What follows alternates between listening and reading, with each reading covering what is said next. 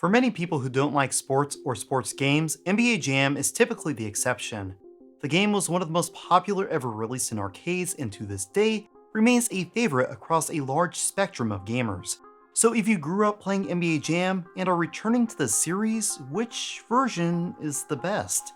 It's a rather loaded question and messy field to navigate due to the number of ports and the rather confusing lineage of the franchise itself. For those who spent considerable time in the arcade, the release of NBA Jam showed a striking resemblance to another Midway basketball hit, Arch Rivals. This wasn't coincidental. Mark Trammell had just released his game Total Carnage, a sequel to Midway's arcade hit Smash TV. However, the public wasn't playing it, arcades weren't purchasing it, and Midway had lost money developing and publishing it. It seemed time to shift directions to something else, something Midway had found success with in years past. Trammell's friend and co-worker Ed Boon, who would later go on to co-create Mortal Kombat, had released High Impact Football the year prior. It was a financial hit with its over-the-top arcade sports action. In fact, High Impact Football would spawn several sequels and inspired games including NFL Blitz. So, looking at the positive release of Arch Rivals in the 80s and High Impact Football, the step forward was a no-brainer. A new game using a full NBA license along with the core aspects of Arch Rivals resulted in what would ultimately become NBA Jam. It's important to notate the name itself, as it was based on the NBA Jam Session fan event held over All-Star Weekend. Due to the source, the NBA retains rights over it. By the time NBA Jam Tournament Edition released, Midway decided home ports of their games would be developed in-house rather than sub-licensed to Acclaim. The partnership had at one time been lucrative for both Midway and Acclaim, but in the final years of their relationship, some estimates put Midway's total revenue on games they created at $1 for every 3 Acclaim made. 75% of Acclaim's total revenue was dependent on porting Midway games, so when Midway decided to dissolve the partnership, Acclaim started making moves to ensure the NBA Jam name would stay with them. Midway staff were clueless as to what was happening behind closed doors, only learning that they had lost rights to the NBA Jam name via a press release in which Acclaim announced that they had obtained it. Acclaim's first use of the name would be on NBA Jam Extreme, a 3D game developed without any of the staff behind the original series, including Tim Kitzrow, the now iconic in-game announcer. Trammell would later comment on the games released by Acclaim. They basically ruined the property. They drove the 2-on-2 basketball mechanic into the ground with bad products and a bad reputation. Midway might have lost the name, but that wasn't going to stop them. Nearly the entire team returned to develop the follow-up to NBA Jam, a game that would now be known as NBA Hang Time. Hang Time is, in essence, the definitive version of NBA Jam. However, it was a hard sell to a public who didn't understand the situation behind the scenes. People wanted a great follow-up to Tournament Edition, not a knockoff of it. Acclaim had typically made ports that Midway's development teams were unhappy with, but their marketing team was considered second to none in their ability to create customer interest. Without the NBA Jam name or Acclaim's marketing team to lean on, Hang Time would never catch fire. Without a hit, the team moved on to football, creating NFL Blitz. Later, they would return to basketball in an attempt to revive their Jam concept, again without the NBA Jam or Hang Time name. With all that said, what in fact is a true NBA Jam game, and what determines its lineage? If it's the name only, the line is quite clear. NBA Jams in name only include NBA Jam, NBA Jam Tournament Edition, NBA Jam Extreme, NBA Jam 99, NBA Jam 2000, NBA Jam 2001, NBA Jam 2002, and NBA Jam on PS2 and Xbox. Personally, I think the line needs to contain a connection to those involved in the creation of the series. With that in mind, here's the breakdown. The basketball games involving members of the original series are NBA Jam Tournament Edition, Hang Time, NBA Showtime, NBA on NBC, NBA Hoops, NBA Ballers, and NBA Ballers Phenom. Finally, there are 2 games not attached to the original team, featuring a return of in-game announcer Tim Kitzrow. These are NBA Jam and NBA Jam On Fire Edition, the latter of which received technical advice from Mark Trammell and is also the final release in the series. With that in mind, we'll be focusing on the last NBA Jam game under development by the original team, the most popular in the series, NBA Jam Tournament Edition. Outside of the arcade, the game released for DOS, Genesis, Jaguar, PSX, 32X, Saturn, and Super Nintendo. The game also received remakes for the Game Boy, Game Gear, and started development for the Sega Master System, though it was never completed. I'll briefly touch on these at the end, as it's hard to do them justice in a direct head-to-head comparison. There's a ton of versions to get through, so let's jump right into it. This is Retro Impressions, NBA Jam, a definitive analysis.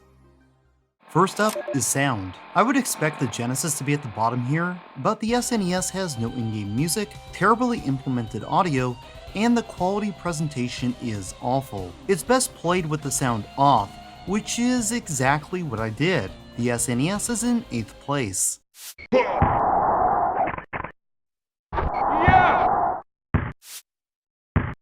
Stolen!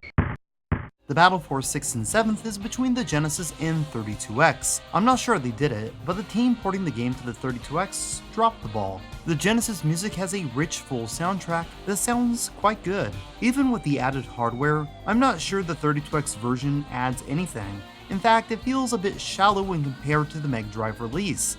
There's a lack of crowd noise and excitement in most plays, like after a big dunk. It's not missing, it's just not always present. It's kind of disappointing when more capable hardware produces a weaker result. If the 32X has one thing over the Genesis, it's that it includes a few more phrases and cleaner sampled audio. A give and take that's not justified in my opinion, and clearly not enough to put it over the Mega Drive release, which ends up in 6th place. Count it!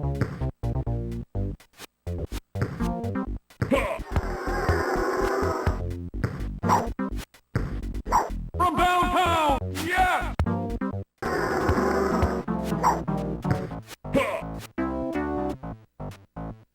Boom, shakalaka! From downtown! With the arcade being the standard, it's hard to imagine it placing so low. However, the voice samples are not great, and at times, they're outright annoying. Every time you possess the ball, expect to hear the player's name said 3 times over 20 seconds.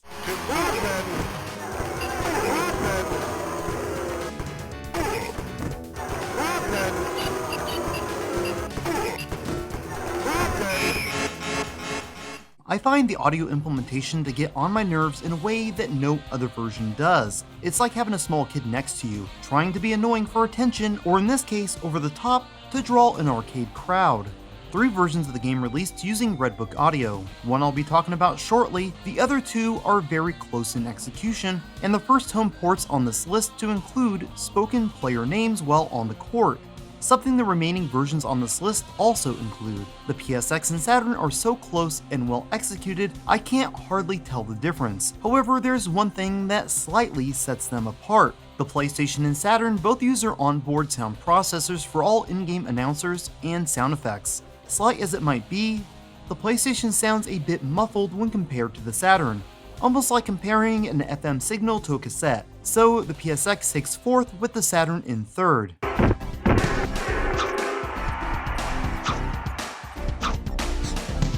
Good rider! He's on fire! Launches a 3. Mill grabs the rebound! Schumer! He's heating up! Stockton!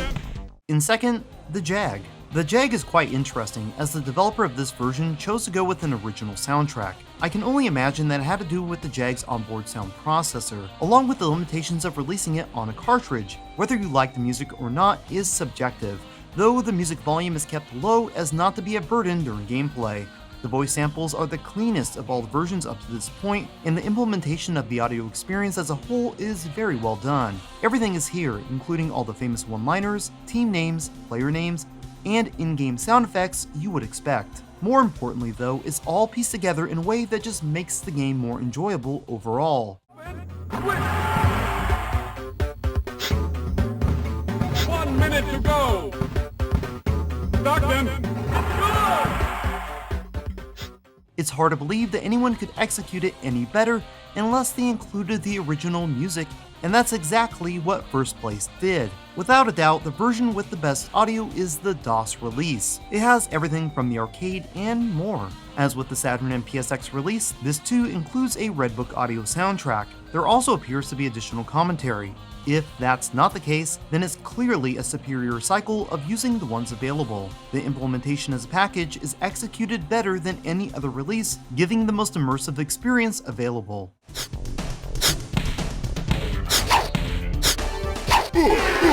For two! Spectacular dunk! Next up, visuals.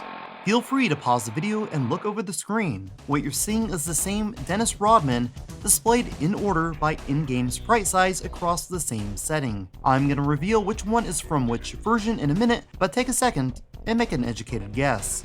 The race to the bottom is a very close contest between the SNES and Genesis release. If there's one thing that's become abundantly clear, it's that the Genesis will almost always come in last in the visual department when comparing ports across a number of platforms. It's not to say that the Genesis can't produce something amazing, it's a powerhouse of a system after all. However, it deals poorly with high color assets, and in most cases, the proper workaround, such as creating assets from the ground up to deal with the hardware limitations, is never done. As this is a port done by Acclaim, this standard remains true, making NBA Jam on the Genesis the worst looking of the bunch. Where the Genesis fails, the SNES typically shines with its broader color palette, and that remains true. Unfortunately, the character sprite work is the worst of all releases.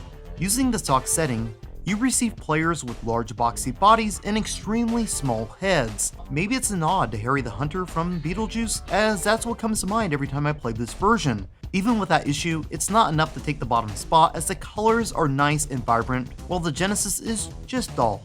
To be fair, both are acceptable while in motion, it's just when you really start looking at these from an analytical standpoint do the issues manifest. DOS takes up 6th place. It's really the only version that tries to give a cross between the realistic players from the arcade and the animated look from some home releases. The game isn't bad looking, but it's the only version outside of the SNES and Genesis release that looks choppy when trying to scale the image. I feel that considering the platform, the character sprites on screen should be closer to the arcade and not the Genesis. They're incredibly small here. There was no data limitations and no real excuse as to why things such as no player space being allotted at the bottom of the court were deemed acceptable. As you can see in the image, you can't move past the 3-point line when on the bottom of the court, making the movement space the smallest of all versions. One thing that shocked me as I put this together is the 32X release. I've always seen the comparison of the 32X version to the Genesis. In fact, upon release, it received mixed reviews for what some felt was a Genesis game with a 32X label slapped over it. I'm not sure what game these folks were playing because that comparison just isn't correct. In fact, I would say the 32X version seems to have more in common with the Jag release than any other one. The Genesis, Saturn, and PSX tried mimicking the arcade's realistic player proportion. The SNES seemed to do its own deal, not really doing anything right, while the Jag and 32X started players off with an already cartoonishly large player-headed set. Even with that, you could still make the heads larger. The 32X and Jag also have more detailed faces.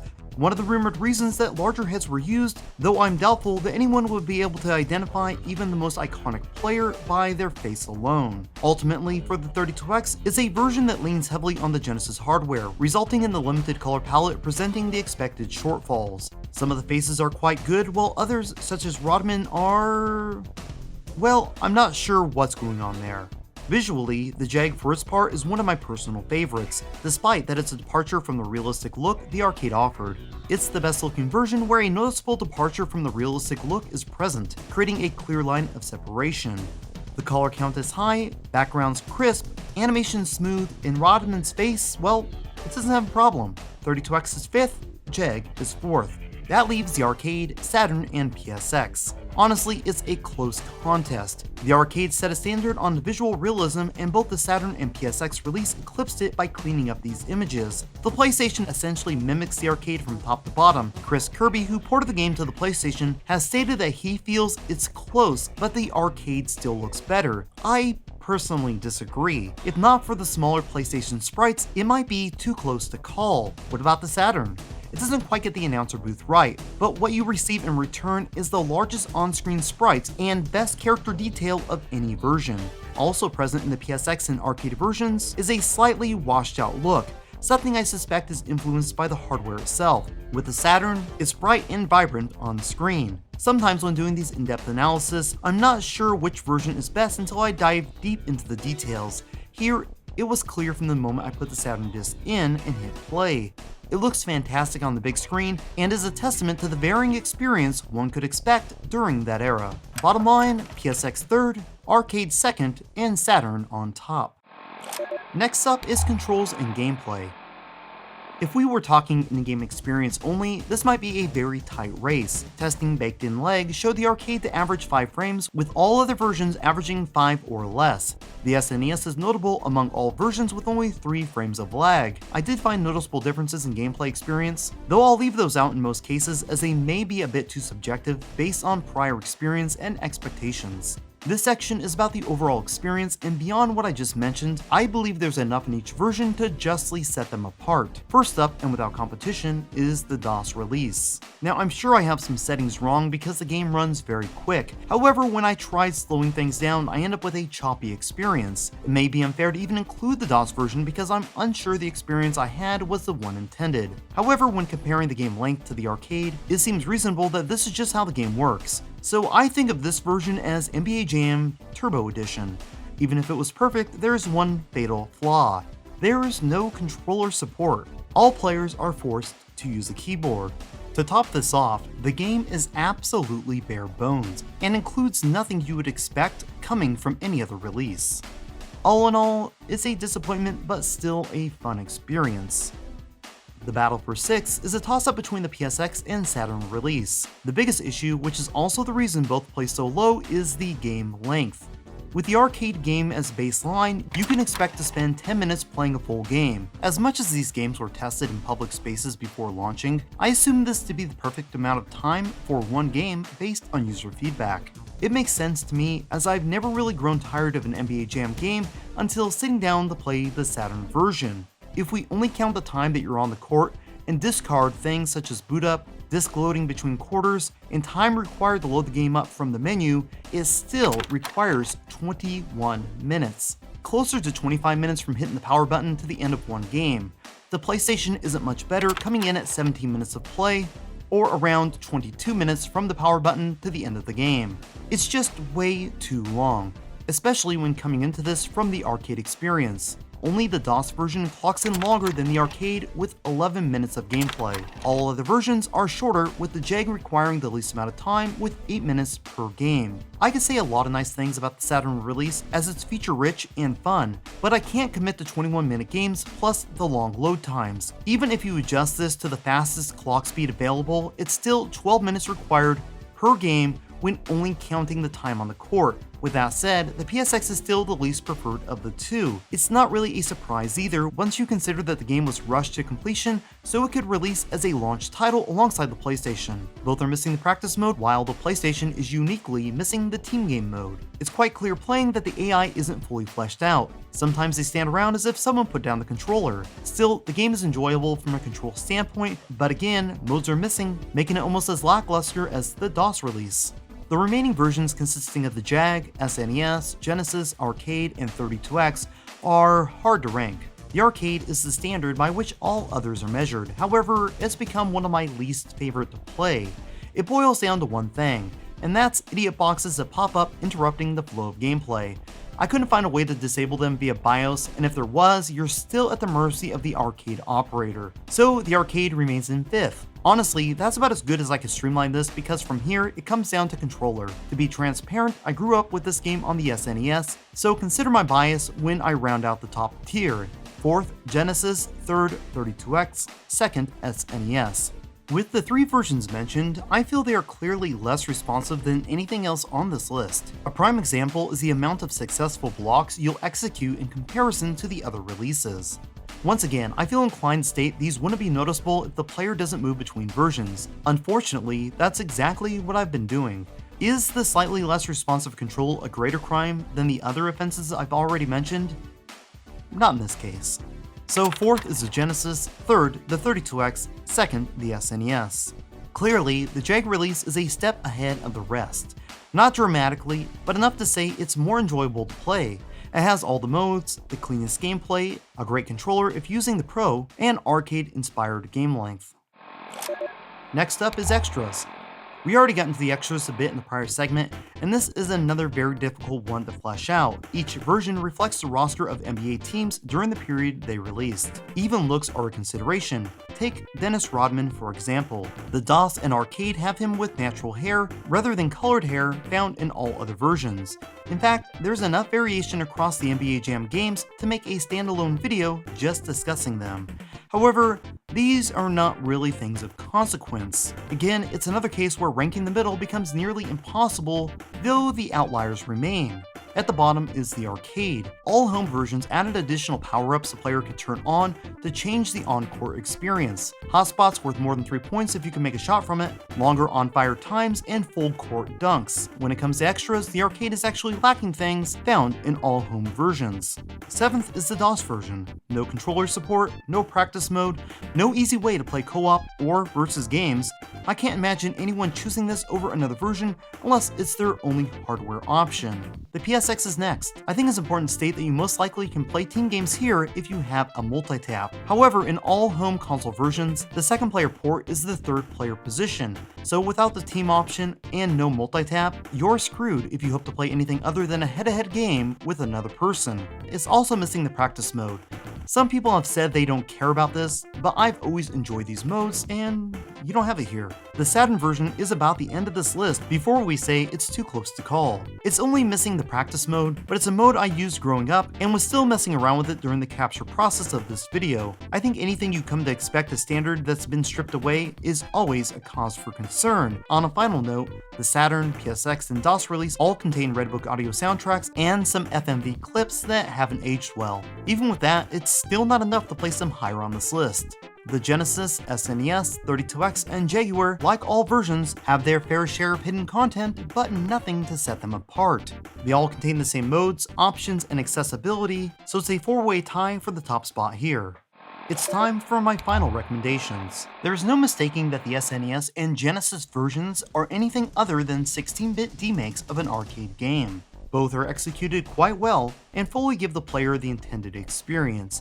However, for anyone coming to these games well past their prime, the visual and audio presentation may be enough to detract from the package expected. As stated before, the SNES audio experience is brutal. So even when adding in cleaner colors and a sound chip suited to NBA Jam's presentation style, the SNES drops the ball hard in what should have been an easy victory. The SNES version takes the bottom spot without a fight, as it's hard to man an argument for it in comparison to the Genesis release. The Genesis is clearly the better of the two. In 6th, DOS. What shouldn't be a surprise to anyone at this point is the DOS release placing so low. Plain and simple, it's shocking that the arcade team was behind this release and botched the controls. In fact, it's the only home version they had a hand in. Overall, these old DOS games are hard to access, hard to get working, and oftentimes not worth the effort. If you wish to mess around with DOSBox, ROMs, or have original hardware, maybe then it'll be worth your time. As stated before, it's not a bad game, but better versions do exist. With a lack of features, overly long gameplay, and spotty AI, the PSX release is 5th. Initially, I had quite a bit of fun with this one, but after bouncing back and forth between versions, the cracks start to show. Spending a day with this and any other version, it becomes apparent the PlayStation release needed a little bit more time before it released. In 4th, the arcade. Again, trying to be transparent here, I'm not really a fan of the arcade experience. Plain and simple, it's dated and unfun due to the presentation. The forced pauses throughout gameplay are terrible, and the hold your hand presentation hasn't aged well. For me personally, it's the least desirable version to play. However, I think it's important to note that every other version here is trying to mimic this. While the flow is much improved across all versions, the ones that rank lower than this just didn't get it 100% right. So for those reasons, this settles in at 4th place. As we get into the top 3, I find myself looking at the versions most often recommended to me over the last couple of decades. The Saturn, 32X, and Jaguar releases are the ones everyone swears by. Of particular note is the 32X. I rather like the system having a complete set of games for it, so when the 32X comes up in casual conversation, it's often accompanied by someone mentioning that it has the best version of NBA Jam. Here's a reality check, this version isn't in the race. The color palette and audio issues hold it back from being a true competitor. Don't get me wrong, it's a solid release not lacking anything you would expect, It just doesn't deliver the package in a cleaner way than some other options. We're down to the top spot, Jag versus Saturn.